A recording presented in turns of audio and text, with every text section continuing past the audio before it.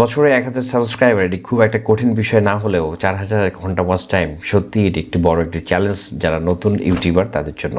এই ভিডিওতে আপনাদের সঙ্গে শেয়ার করব কিছু পরামর্শমূলক নির্দেশনা, যেগুলো আমরা শেয়ার করলে আশা করছি, যেগুলো আমরা মেনে চললে আশা করছি আমাদের জন্য কিছুটা হলেও সহজ হবে এই পথ চলা।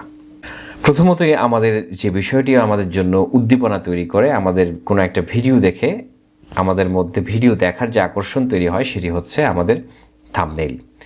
এই থাম্বনেইলের মধ্যে আমাদের একটা আকর্ষণীয় একটা কালার কম্বিনেশন দিতে হবে, যে একটা শিশু যখন কোনো একটা রাস্তা দিয়ে হেঁটে যায় তখন সে চিপসের একটা প্যাকেট দেখে তখন কিন্তু সে তার মধ্যে একটা উদ্দীপনা তৈরি করে। এই চিপসের প্যাকেটটি যদি খুব সহজ সাদামাটা হতো তখনই কিন্তু সে চিপসটি খেতে চাইতো না। তাহলে থাম্বনেইলটা এমন একটা কালার কম্বিনেশন দিতে হবে যাতে করে ওই ভিডিওটি দেখার প্রতি কেউ একটা আগ্রহ প্রকাশ করে, এবং সেটি যেন ইউটিউবের ব্যাকগ্রাউন্ডের সঙ্গে মানানসই একটা কালার কম্বিনেশন থাকে। ফন্টগুলো যেন তার চোখে পড়ে, লেখাটা যেন এত বেশি বড় না হয়, এত বেশি ছোটও না হয়, এবং সামঞ্জস্যপূর্ণ আকর্ষণীয় একটি বিষয় থাকে, এবং সেই বিষয়টি যেন ভিডিওর সঙ্গে সঙ্গতিপূর্ণ হয়, এবং সেই ভিডিওর সঙ্গে যেন কন্টেন্টের সঙ্গে যেন সামঞ্জস্য থাকে। এমন যেন বিষয় না হয় যেন ভিডিওটি দেখার পরে কেউ যেন সেই বিষয়টির সঙ্গে কোনো ধরনের সামঞ্জস্যই যেন না পায়, বিরক্ত না হয়ে যেন আবার চ্যানেলটিকে আনসাবস্ক্রাইব যেন না করে, এবং এটি যেন ডিসলাইক না দেয়, কোনো যেন বাজে কমেন্ট না করে, সেটিও কিন্তু খেয়াল রাখতে হবে। যে শুধু ভিডিও দেখার জন্য যেন আগ্রহী শুধু হলো না, সে যেন চলে না, যে এই ব্যাপারটিও খেয়াল করতে হবে।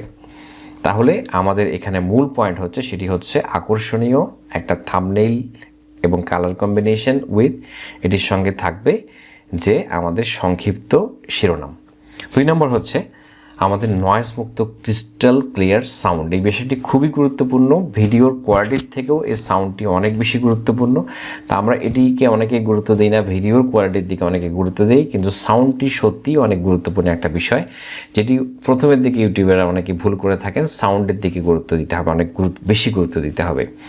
তো সাউন্ডের ব্যাপারে আমরা প্রথমে যেটি করব, যে প্রথমে 2-1টা ভিডিও আপলোড করার পরে আমাদের নিকট আত্মীয়, বন্ধু বান্ধব অনেকের ডিভাইস থেকে, ল্যাপটপ থেকে, ডেস্কটপ থেকে, ফোন থেকে তাদেরকে বলবো যে তুমি ভিডিওটা শোনো, তোমার এখানে কেমন শোনা যাচ্ছে।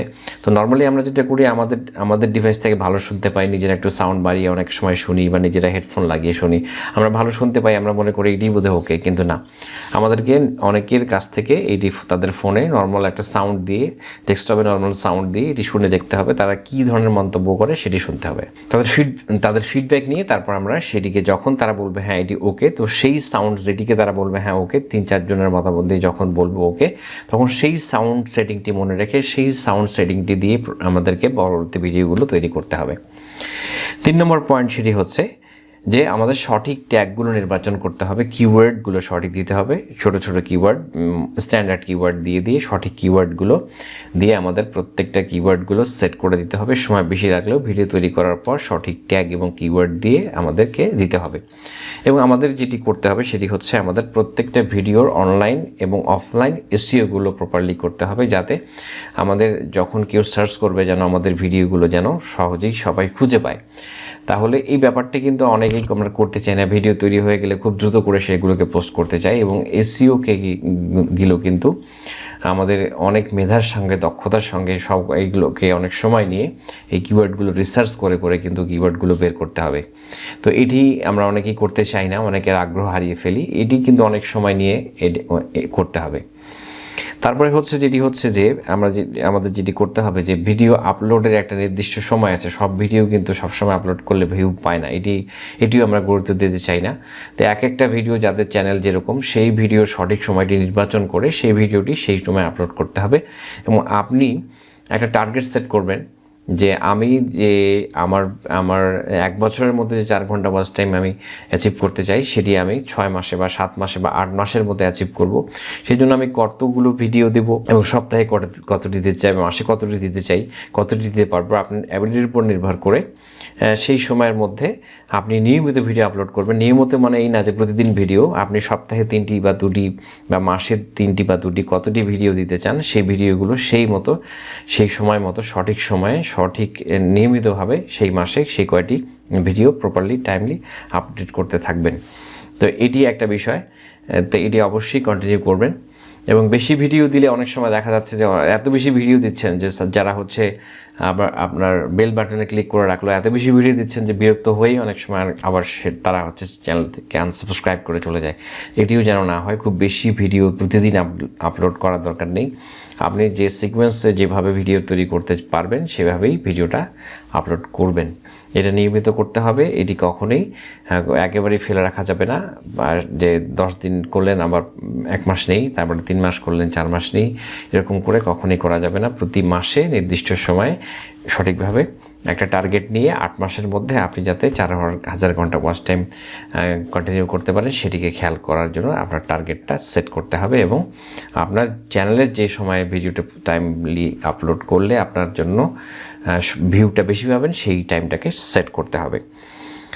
মোটামুটিভাবে এই কয়টি বিষয় যদি আমরা খেয়াল করি তাহলে অবশ্যই আশা করা যায় যে আপনার চ্যানেলের মধ্যে 4000 ঘন্টা ওয়াচ টাইম এবং ভিডিওর কন্টেন্ট এবং কোয়ালিটিতে অবশ্যই ভালো থাকতে হবে। এই কয়টি বিষয় গুরুত্ব দিতে হবে। আর আপনি কী কী কোয়ালিটির ভিডিও বানাতে পারেন সেটি নিয়ে একটা ভিডিও রয়েছে, যে 27টি আইডিয়া রয়েছে ভিডিওর কী কী ধরনের ভিডিও হতে পারে। ভিডিওর কিছু ক্যাটাগরি চেঞ্জ আনতে পারেন, যে শুধু এক ধরনের ভিডিও বানালেই হবে না, এবং আপনার সঙ্গে যেটি যায় সেটি ভিডিও বানাতে হবে। আপনি যেটাতে দক্ষ সেই ভিডিওটাই বানাতে হবে। সেটি আপনি রিসার্চ করতে পারেন। 27টি আইডিয়া ডিসক্রিপশনে লিঙ্ক দেওয়া রয়েছে, সেটি আপনি দেখে নিতে পারেন, তাহলে আপনার জন্য হেল্প হতে পারে। কীভাবে ভালো সাবস্ক্রাইবার গেইন করা যায় সেটিরও একটা ভিডিও রয়েছে, আপনি যদি না দেখে থাকেন সেই ভিডিওটি আপনি দেখে নিতে পারেন, আপনার জন্য হেল্প হবে অনেকটি।